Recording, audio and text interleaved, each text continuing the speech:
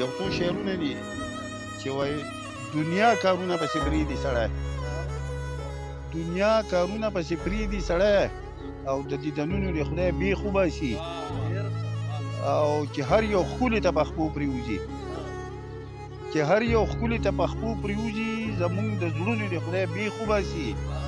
او چې ستا په غېږه کې جانانه نه وي نو د خوبونو د خدای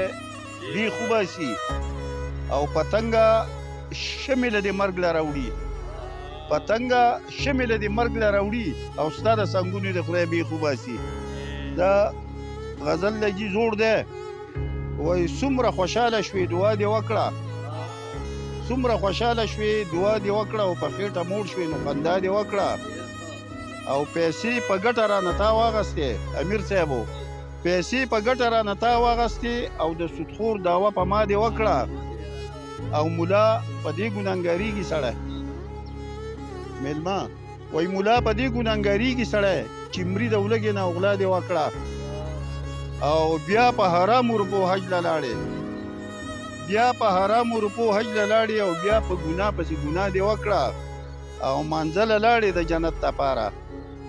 شیخ رضا څنګ د الله دې وکړه او عثمان خیالي خوله به دې ماته کې څوک،